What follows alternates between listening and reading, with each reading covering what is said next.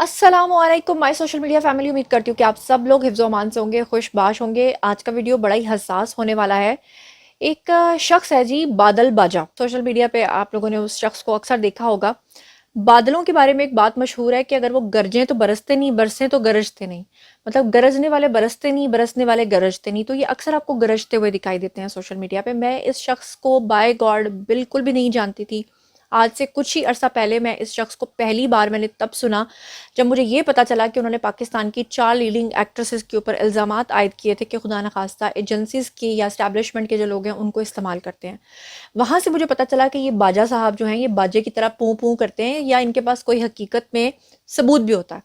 अब जनाब एक मशहूर सहाफ़ी हैं सैयद कामरान नकवी, उन्होंने इनकी एक बायोग्राफी जो है वो सामने लाकर रखी है और बताया है कि ये शख्स कौन है। लेकिन इससे पहले कि मैं इनकी बायोग्राफी उनको बताऊं और साथ में ये बाजा साहब से मैं ये कहूंगी कि अगर आपको, क्योंकि एक तो हमारे बाजवा साहब थे ना, एक बाजा साहब हैं, तो बाजा साहब अगर आपको मेरी किसी भी बात से इत्तेफाक ना हो तो आप इसका रिबटल कर सकते हैं, क्योंकि मेरा काम है सिर्फ और सिर्फ रिसर्च करके आपके सामने पेश करना। तो आज के वीडियो में मैं आपको बताऊंगी बाजा साहब कौन है, कैसे ये यहाँ से निकले हैं, कैसे आर्मी ने उनको फायर किया था, कैसे उनके चक्कर चलते रहे हैं, किन किन खवातीन के साथ वो क्या क्या करते रहे हैं, कैसे कैसे मुलव्विस रहे हैं।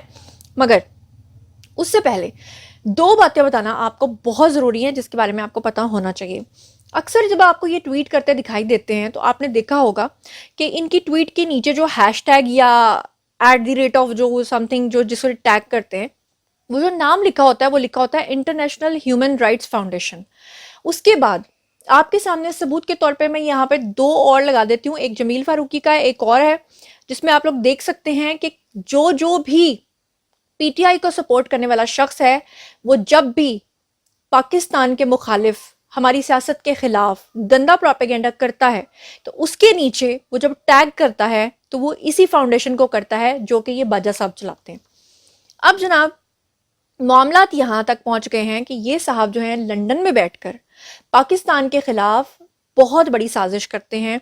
वहाँ पर जो बरतानवी नयाद पाकिस्तानी होते हैं उनको इकट्ठा करते हैं, उनका एक ग्रुप बनाते हैं और उनको कहते हैं कि हम आपको पे करेंगे या हम आपको ये नवाजिशात देंगे और इसके बदले में आपने क्या करना है कि हमारी जो एजेंसीज हैं, हमारी जो एस्टैब्लिशमेंट है, हमारी जो फौज है उसके खिलाफ प्रोपेगेंडा करना है।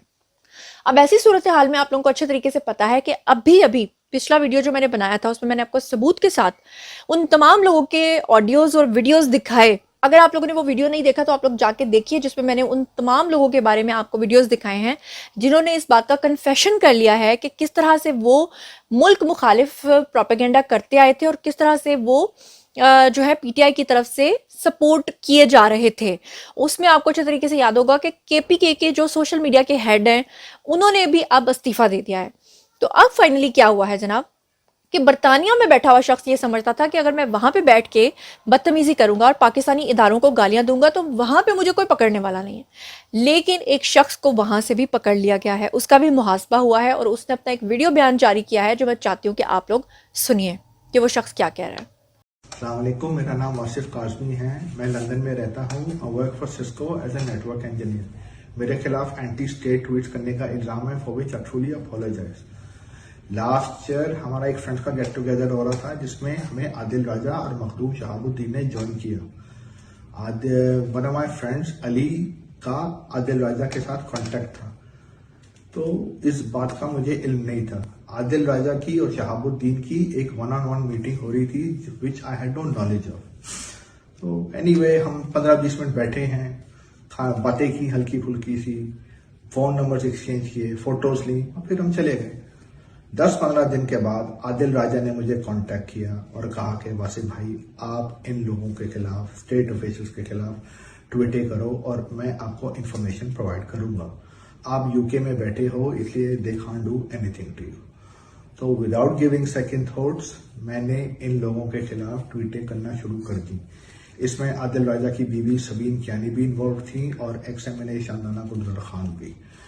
After a while I realise कि ये जो मैं कर रहा हूँ बिल्कुल गलत कर रहा हूँ। मेरे पास कोई प्रूफ नहीं है कि ये जो मैं लिख रहा हूँ ये सच है या गलत है, for which I truly apologise. जी, तो आप लोगों ने सुना। अब ये शख्स नाम किसका ले रहा है, एक तो बाजा और दूसरा वो नाम ले रहा है मखदूम शहाबुद्दीन का।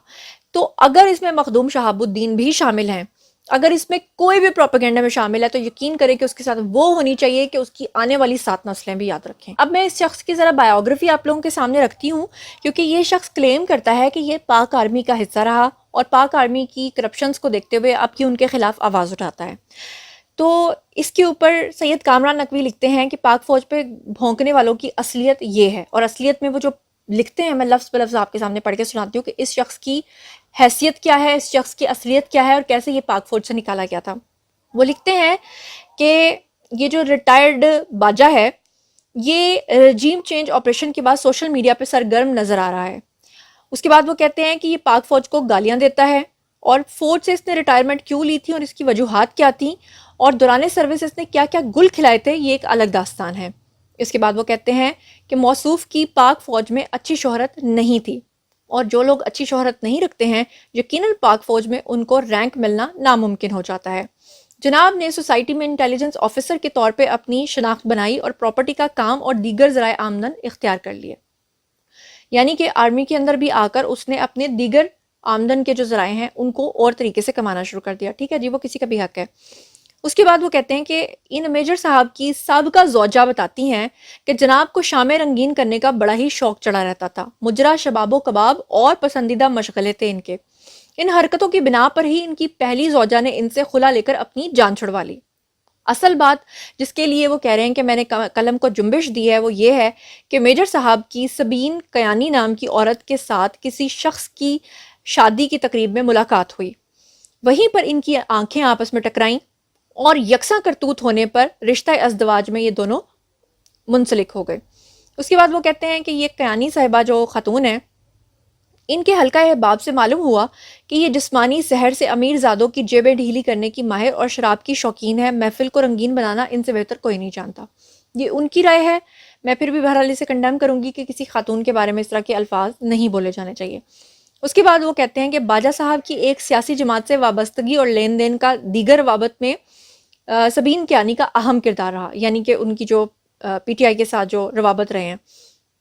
حال ہی میں کیانی صاحبہ نے معروف پاکستانی پراپرٹی بزنس مین کے صاحبزادے سے انگلینڈ کی سرد شاموں کو گرم کرنے کے لیے ملاقات کی، میں اسے بھی کنڈیم کرتی ہوں۔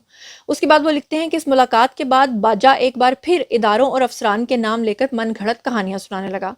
پھر وہ آگے لکھتے ہیں کہ کراچی کی ایک پرائیویٹ ہاؤسنگ اسکیم کے اہم ذرائع سے یہ بھی معلوم ہوا ہے کہ صاحبزادہ صاحب نے اپنے والد کے قبضہ گروہ کے حکم پر انگلینڈ کے معروف سنگر کو ہاؤسنگ اسکیم کی افتتاحی تقریب کے لیے 2 کروڑ روپے کی خطیر رقم پر مدعو کیا، تو اسی وقت 1 کروڑ اس باجا کی زوجہ یعنی سبین پر نچھاور کر دیا گیا۔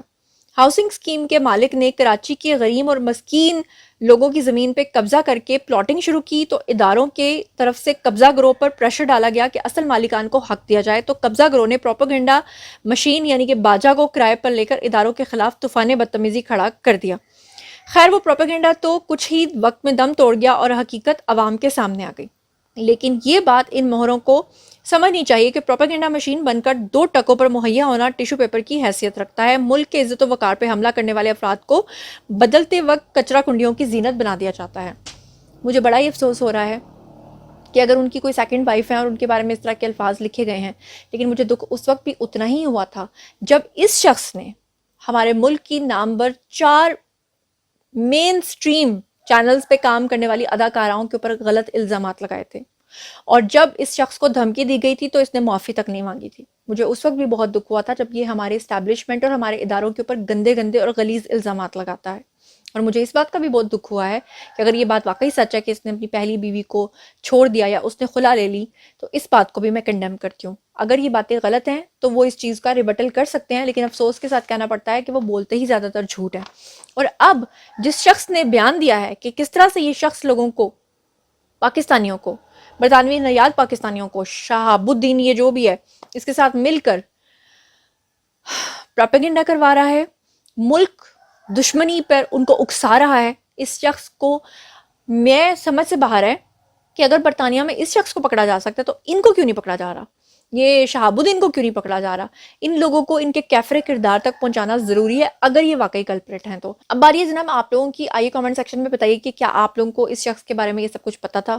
اگر پتا تھا تو کتنا پتا تھا؟ اگر نہیں پتا تھا تو اب پتا چل گیا ہے۔ جو کچھ بھی سوچتے سمجھتے ہیں کامنٹ سیکشن میں آئیے شیئر کیجیے اور بتائیے کہ ہمارے اسٹیبلشمنٹ کے خلاف پاکستان کو ڈی اسٹیبلائز کرنے کے لیے یہ شخص جو کچھ کر رہا ہے کیا آپ اسے سپورٹ کرتے ہیں یا نہیں کرتے ہیں؟ جو کچھ بھی آپ لوگ سوچتے سمجھتے ہیں کامنٹ سیکشن میں آئیے شیئر کیجیے، پرسنلی جواب دوں گی۔